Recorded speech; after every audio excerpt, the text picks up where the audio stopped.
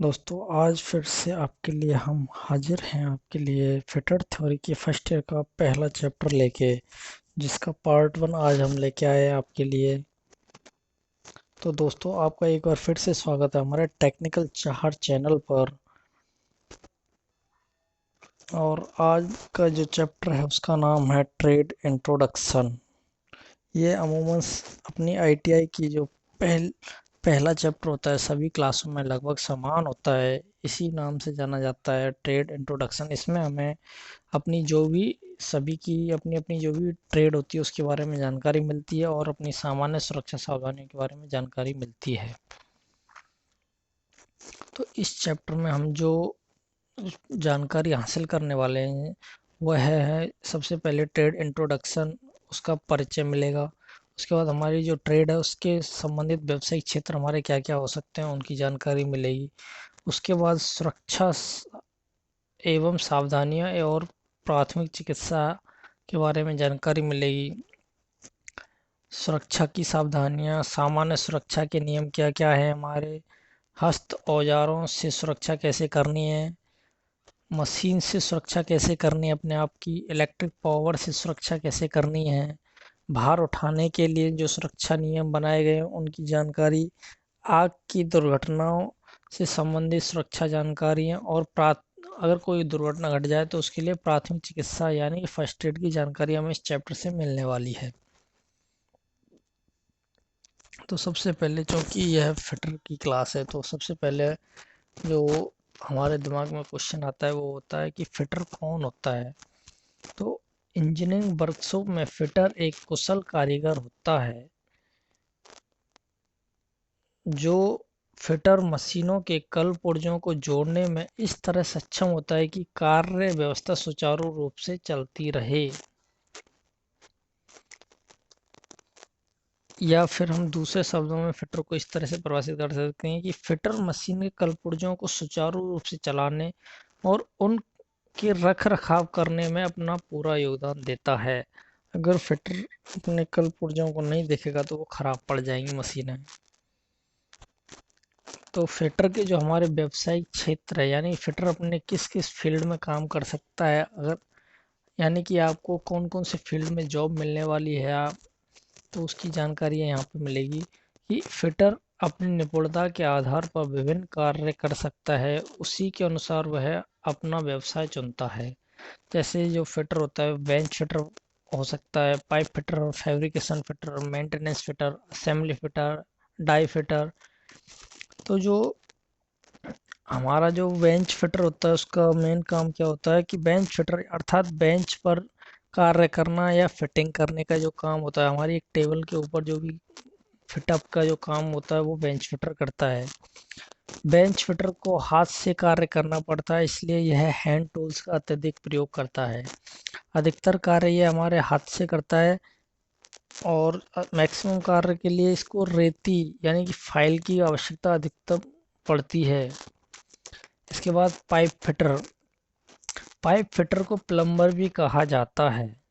Pipe fitter घरों में पानी के पाइप, गैस लाइनों को जोड़ने के कार्य और अन्य पाइपलाइन से संबंधित उनकी मरम्मत करने का कार्य करता है।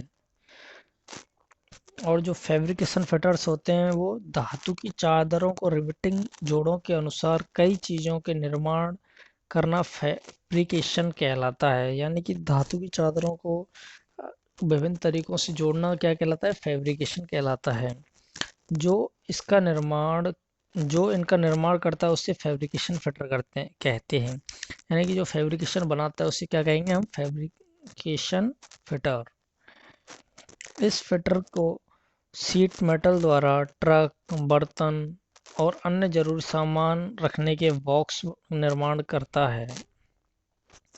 और जो हमारा अगला है मेंटेनेंस फिटर, उसे क्या कार्य करना पड़ेगा, किसी बंद पड़ी मशीन व अन्य कार्य जो किसी मरम्मत की वजह से रुका हुआ हो उसे दोबारा चालू करना मेंटेनेंस कहलाता है। और उस कार्य को करने वाले को या उसकी मरम्मत करने वाले को मेंटेनेंस फिटर बोलेंगे हम। और जो जो हमारा मरम्मत का कार्य होगा वो कौन करता है, मेंटेनेंस फिटर देखता है। इसके बाद अगला है हमारा असेंबली फिटर। किसी भी मशीन के अलग अलग कल पुर्जों को जोड़ना असेंबली फिटर का कार्य है। इसके बाद डाई फिटर, डाई के द्वारा कम समय में अधिक उत्पादन तैयार किया जाता है। डाई का निर्माण और उसकी मरम्मत और रखरखाव का कार्य डाई फिटर का होता है।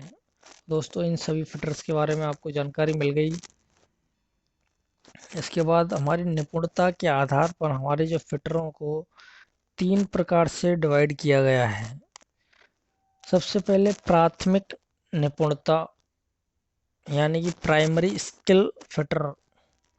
तो ये कौन होते हैं? जो व्यक्ति कार अपने ITI करने के बाद अपना कार्य करता है और उससे लेके 2 साल तक अपना फैक्ट्री या इंडस्ट्री में काम करता है, तब तक वो प्राथमिक निपुण व्यक्ति होता है। इस दौरान उसे समस्त हैंड टूल्स और कटिंग टूल्स का प्रयोग करना सीखना होता है, मार्किंग करने की सीखता है, हेक्सा से कार्य करना सीखता है, ड्रिलिंग सीखता है, reaming, brazing, drilling, tapping, chipping, soldering, filing, scraping, threading आदि कार्यों की जानकारी है उसे इन शुरुआती 2 सालों में लेनी पड़ती है। उसके बाद स्टेज आती है द्वितीय निपुणता की, यानी कि सेकेंडरी स्किल पर्सन। द्वितीय निपुणता प्राप्त करने के लिए उसे सीट मेटल कार्य, लोहारगिरी यानी कि ब्लैक स्मिथ वर्क, वेल्डिंग और ऊष्मा उपचार आदि कार्यों में निपुणता प्राप्त हो जाती है उसे। उसके बाद आती है उच्च निपुणता यानी कि हाई स्किल, यानी कि उसे 5 वर्ष से अधिक का कार्य अनुभव प्राप्त हो जाता है। तो उसे अपने एक फील्ड में अच्छी तरह से नॉलेज हो जाती है उसके, और वह कारीगर उस जो इस फील्ड में वह है उस क्षेत्र की उसे पूर्ण जानकारी हो जाती है और वह एक सफल व्यक्ति हो जाता है। तो आगे है दोस्तों, अच्छा फिटर बनने के लिए आपको निम्न बातों का ध्यान रखना चाहिए। अपना काम शुरू करने से पहले ड्राइंग को 2-3 बार ध्यान से पढ़ना और उसको समझना चाहिए। अगर आपको कुछ समझ में नहीं आ रहा है तो अपने किसी सुपरवाइजर या सीनियर से जाके उसके बारे में पूछना चाहिए। ड्राइंग के अनुसार टूल और मशीन टूल्स की सूची बनानी चाहिए। जिस मशीन के बारे में जानकारी ना हो उस पर वह कार्य नहीं करना चाहिए। ये नहीं कि आपको जानकारी है नहीं, आप उस मशीन पर कार्य कर रहे हैं और बाद में आपको ने कोई एक्सीडेंट कर दिया तो वो नुकसान होगा। उसके बाद अपने औजारों और उपकरणों को साफ रखना चाहिए। कार्य का माप बहुत ही सावधानी से लेना चाहिए। ये नहीं आप टेढ़ा मेढ़ा करके कार्य की माप लें तो उसमें एरर आएगी, तो अपना वर्क पीस जो है सही नहीं बनेगा। अपने से सीनियर और अधिकारियों का आदर करना चाहिए। कभी भी कार्य करते समय ढीले कपड़े ना पहने। अपने जो मशीन पर अगर आप ढीले कपड़े पहनेंगे तो वो कहीं पे भी आपके फंस जाएंगे मशीन के साथ में और आपको चोट लग जाएगी। कटिंग टूल और मापक यंत्रों को कभी भी एक साथ ना रखें और अपना कार्य हमेशा लगन के साथ करें। ऐसा ना करें कि आपका मन कहीं और भटक रहा है और आप यहाँ पर कार्य कर रहे हैं तो एक्सीडेंट की संभावना हो जाती है। अगर किसी दुर्घटना होने पर अपने घायल व्यक्ति को डॉक्टर के आने से पूर्व प्राथमिक चिकित्सा देनी आनी चाहिए और उसके एक्सीडेंट के बारे में अपने उच्च अधिकारियों को सूचना देनी चाहिए। अगर आप इन गुणों का पालन करेंगे तो आप अच्छे फिटर बन सकते हैं। तो दोस्तों, अगर आपको किसी भी तरह की फिटर थ्योरी और ड्राइंग से संबंधित अगर आपको ITI में दिक्कत है तो दिए गए व्हाट्सएप नंबर से आप संपर्क कर सकते हैं कभी भी। तो अगर आपको वीडियो पसंद आई हो तो प्लीज़ लाइक कीजिए और चैनल को सब्सक्राइब कीजिए और अपने दोस्तों को, जो भी अपने फिटर थ्योरी से संबंधित दोस्तों को अगर ज़रूरत है तो उन्हें शेयर कर दीजिए और कमेंट करके बताइए आपको हमारा वीडियो कैसा लगा। तो थैंक्स फॉर वॉचिंग, आपका बहुत बहुत धन्यवाद, आपने हमारी वीडियो को यहाँ तक देखा। अभी पार्ट 2 में हम इसका अगला फर्स्ट चैप्टर का सेकेंड जो अगला हिस्सा है उसको सुरक्षा सावधानियों से संबंधित उसके बारे में जानकारी देंगे। तो दोस्तों हमारे साथ जुड़े रहिए और अपने दोस्तों को भी जोड़िए। आपका बहुत बहुत धन्यवाद।